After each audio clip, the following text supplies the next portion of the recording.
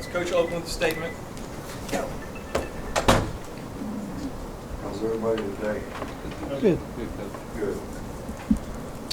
Well, you know, we had a really good practice today. It was spirited and tried to make a lot of game-like situations out there. And, you know, one of the goals for practice this week is take, you know, 3 early opponents and take a little bit of time on them each day, and then about half the practice to continue to work on fundamental improvements, you know, for our team and evaluate the players that we have, because, you know, starting tomorrow, we'll have to pretty much decide, all right, who we're going to coach, who we're going to invest our time in, whether it's, you know, special teams or figure out if a guy can make enough of a contribution and develop enough to be able to contribute to the team. And you know, so guys worked hard today, though. I was really pleased with that. The big focus was on finishing plays. You know, I think players get tired of practicing against each other when you've been in camp for, I don't know, this was the 20-some practice today. So, you know, they get a little bored.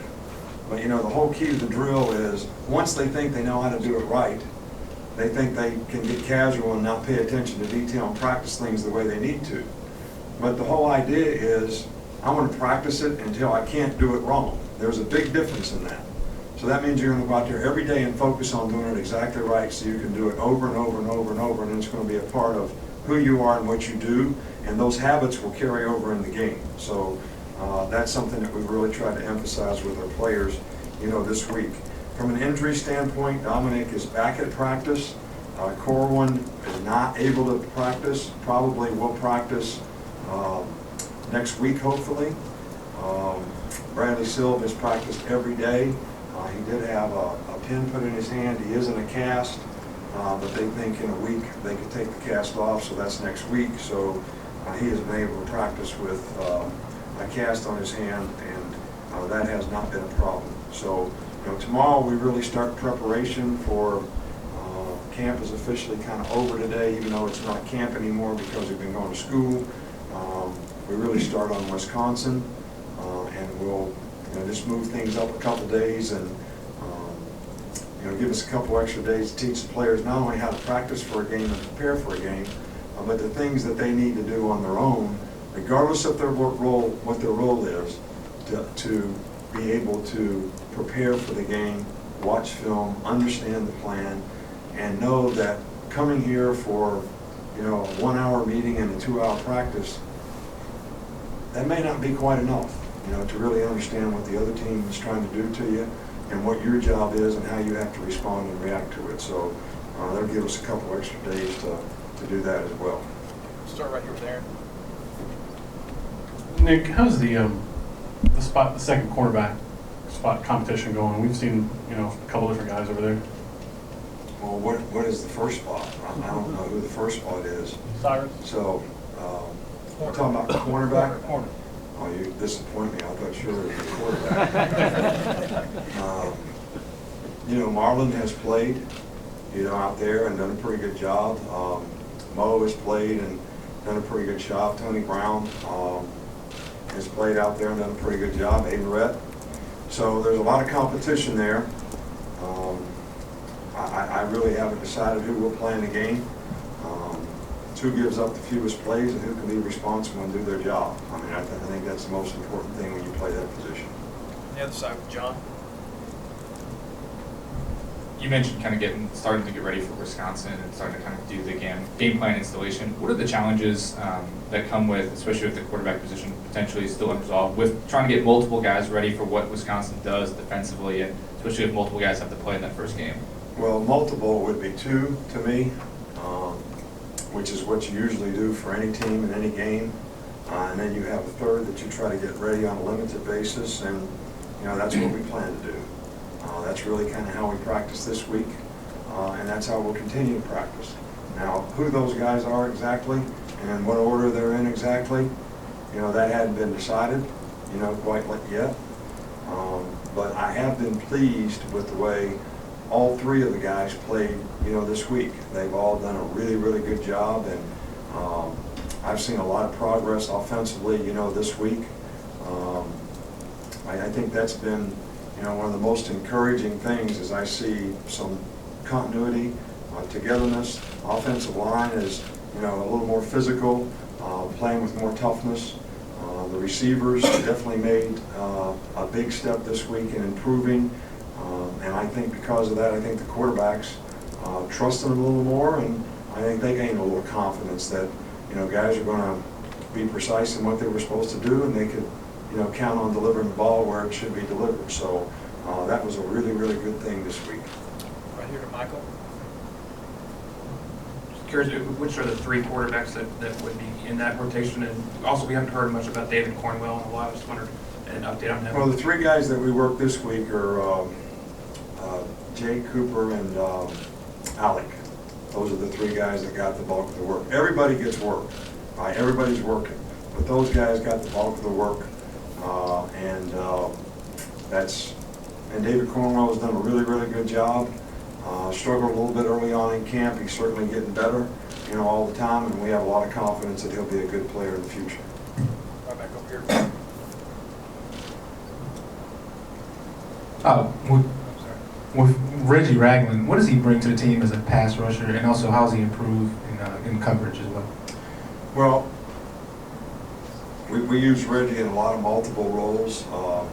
You know, primarily he's the Mike linebacker in regular, he's the money linebacker in nickel. He can play Mac and dime, or, you know, we use him as a buck, which makes him the fourth rusher in dime. And, you know, he's very athletic. I think the thing that he probably gets the least amount of practice on, that is something that we need to work on him with, is he's got really good talent and ability to rush because he's explosive, has a good burst, but just to be able to work with the other players on, you know, the pass rush games, those types of things, responsibilities when he's in that position. That's probably the most difficult thing when a guy plays multiple roles is, you know, how do we get enough reps on all those things in all those areas. But Reggie's smart, he handles it well, he's got good work habits, so if there's a guy that's capable of accomplishing it, it's certainly a guy like him. Right here in the middle of the sets with AJ's. Nick, with all the quarterback battles around the SEC and other places, a lot of programs have named a starter by now. You guys, Georgia, are waiting. What do you say to those people that worry that the lack of naming a number one guy at this point means that, you know, you don't have a really good quarterback? Well, you know, we've been through this several times before, and I think you can name a guy, but if we named a guy and then that guy wasn't the best performer and then we had to unname him, what good does that do? So sometimes you run the risk of naming a guy before he's really won the team or won the job. So then you have to unname him. So does that do the player any good? And to me, you know, when AJ and Phillip Sims were here, I mean, we didn't name a starter for the first game. I mean, we played both guys in the first game. They played a quarter. The next guy played a quarter. See who played the best, and then name that guy the starter for the next game. And I'm not saying that's our plan, but I think when you're really trying to give people who are competing, and they've all done a good job, you know, you have to have some clear-cut evidence that a guy really has won the job and he has won the team. And you can't make that happen. You know, as bad as I would like to be able to say, this is our starting quarterback, I would really like to be able to say that. That doesn't mean that we don't have a good quarterback. It means we may have more than one good quarterback, and they are both playing very well, or three guys are playing really well, and it makes it very difficult, you know, to make a decision. So, and how those guys develop and who we think can improve and develop the most during the season is also going to have something to do with this decision that we make. But I would not rule out the fact that I'm not saying we're going to do this, or that we even want to do this, but if that doesn't happen, we may play more than one guy in the first game. A couple more, Matt. Oh, go ahead, Travis. I wanted to ask you about Darren Lake, sort of his development and the role you anticipate him playing in the defense this year. Right, well, you know, Darren is a nose guard for us, plays, you know, does a good job for us when we're in regular defense, where we play a little more 3-4. You know, the thing that we've tried to work on him with is, you know, being a little bit more of a pass rusher, so that he could have a role when we play nickel and sub. But I think primarily he does a really, really good job when, you know, we're playing against regular people. He can get in there and play nose. It's a running situation.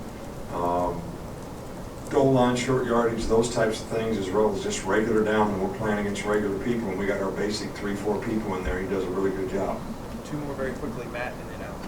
Nick, just as far as your decision-making process, when do you think you'll make a decision as far as what you're going to do quarterback-wise against Wisconsin, even if you don't announce it? Well,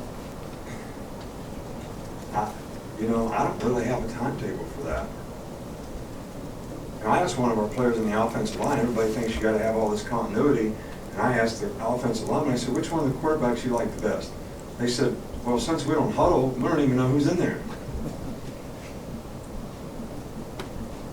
So my question is it just like a known fact that you have to do this a certain way? That if you don't have a starting quarterback, that means you can't get ready to play well? If you play more than one guy, like, you know, that's we can't play good? I don't know. I have confidence in our guys that they will play well in the game. How we're going to play them in the game, I haven't decided, and look, I don't have a gun to my head saying, okay, if I don't know this by Saturday, you know, I'm going to miss church and go jump off the bridge. I ain't got there yet. I'm not there yet. Last one with Alex. Cooper's obviously a guy that you moved over to receiver in the spring because of his athleticism. What can he provide out there maybe that some of the other quarterbacks can't? Well, you know, Cooper's really, really improved. You know, I told him I meet with all the guys after spring practice, and I tell them, look, you've done everything we've asked you to do for the team. You're very athletic. You went out and tried to play receiver when we need you to do that. But if you're going to be a quarterback, we want you to improve, you know, your accuracy as a passer, your ability to take care of the ball. You're very athletic. You're the kind of quarterback we'd like to have here. And lo and behold, you know, he did that. He did that in May. He did that over the summer. And, you know, his completion percentage has been very, very good, you know, relative to the other guys. And he is very athletic and he can run. And, you know, we like a quarterback like that. Thanks, Coach. All right, thank you. You guys got to get, you know, your extraction techniques. You know, you have to work on that.